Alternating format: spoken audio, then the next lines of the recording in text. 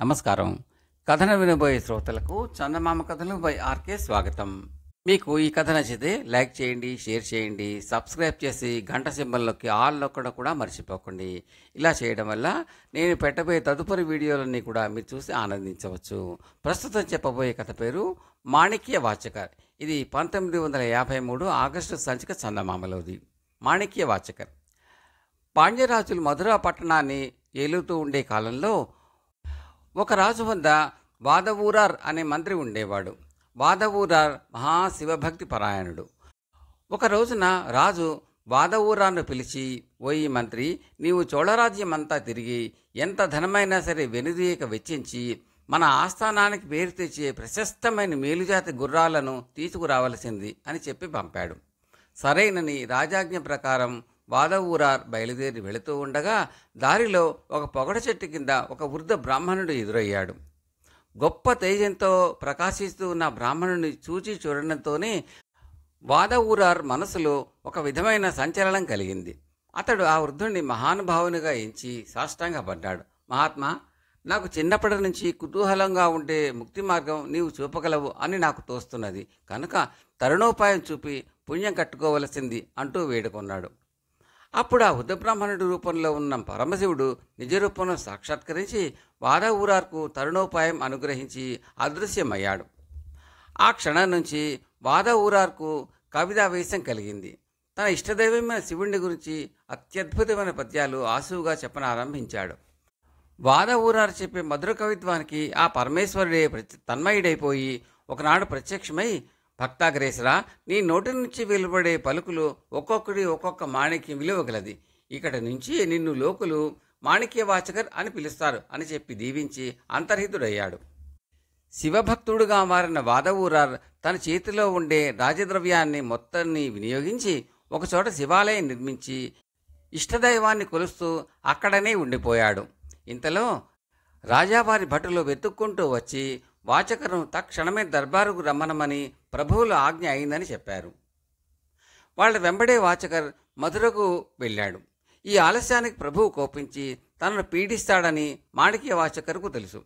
అతను అనుకుంటున్నట్టుగానే గుర్రాలు లేకుండా వచ్చినందుకు రాజు వాచకర్ను ఖైదు చేయించి అనేక విధాలుగా హింసలు పెట్టాడు.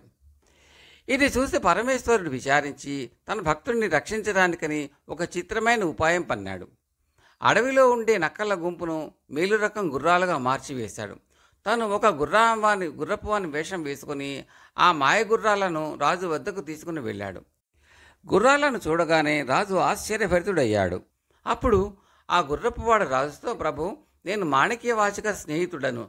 చోళరాజ్యం అంతా తిరిగి ఎంతటి ధనమైనా సరే వెనుదీయక మేలుజాతి అశ్వాలను తెమ్మని నన్ను అతను నియమించి ఉన్నాడు. ఇవే ఆ గుర్రాలు అని చెప్పాడు.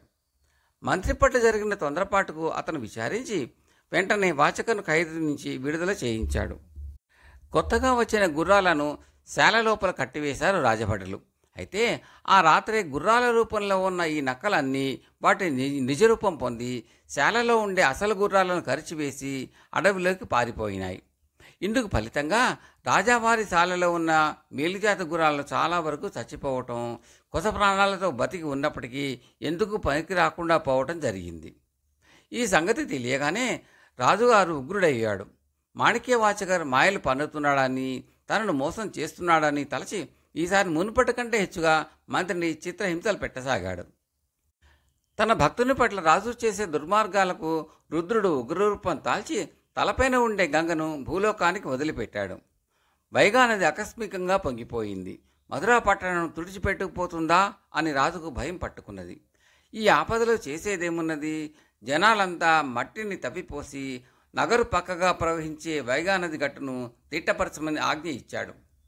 ఊళ్ళో చిన్న పెద్ద అందరూ శ్రమపడి మట్టి తవ్విపోస్తున్నారు. అయితే ఒక్క ముసలిది మాత్రం వృద్ధాప్యం వల్ల రాజాజ్ఞను నెరవేర్చలేక విచారిస్తూ కూర్చుంది.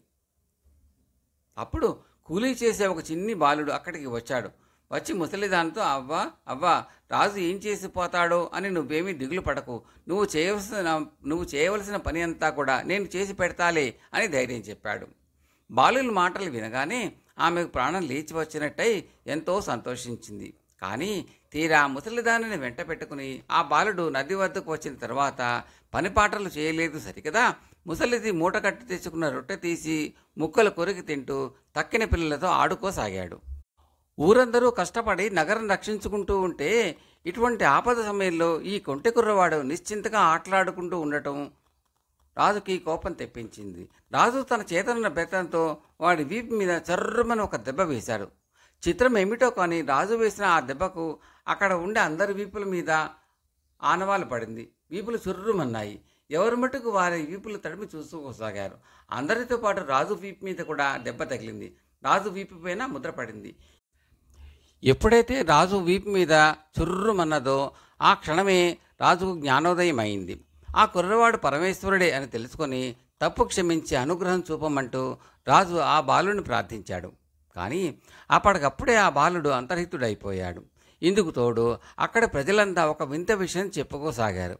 ఎంతమంది ప్రయత్నించినా వైగా నది గట్టు కట్టుపడలేదని, ఆటలాడుతూ పాటలు పాడుతూ ఆ పెంకిబాలుడు వాని చేతిలో కొంచెం మన్ను తీసి వేసేసరికల్లా నదిలోని నీరు పొంగటం నిలిచిపోయిందని, ఆ బాలుని మహిమ వల్లనే నీళ్లు గట్టు దాటి రాకుండా నగరం రక్షింపబడిందని. ఈ మాటలు చెవిన పడేటప్పటికి రాజుకు మరీ విస్మయం కలిగింది. ఏమైనా సరే ఆ చిన్నారి పెంకిబాలుడు మళ్లీ కంట పడే వరకు ఇక్కడ నుంచి కదలను అని భీష్మించి కూర్చున్నాడు.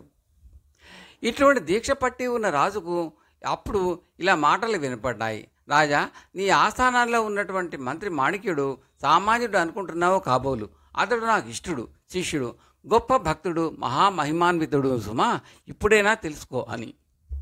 తక్షణమే రాజు మాణిక్య వాచకర్ వద్దకు స్వయంగా వెళ్ళి క్షమాపణ చెప్పుకుని అతన్ని చెరవిడిపించాడు. వాచకర్ తెరుప్పెందురై అనే ఊరిలో నిశ్చింతగా శివారాధన చేసుకుంటూ ఉండగా చిదంబరం వెళ్ళవలసిందని శివుని ఆజ్ఞ అయింది. ఆ ప్రకారం మాణిక్య వాచకర్ చిదంబరం వెళ్ళాడు.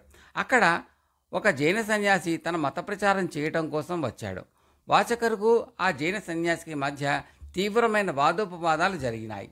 అందులో ఆ సన్యాసి నెగ్గలేకపోయాడు.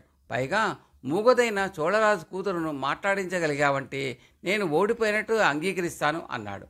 అప్పుడు మాణిక్య వాచకర్ పరమేశ్వరుని కృప వల్ల ఆ జైన సన్యాసి తనను వేసిన అడ్డు ప్రశ్నలన్నిటికీ ఆ మూగబాలిక చేతనే జవాబులు చెప్పించాడు.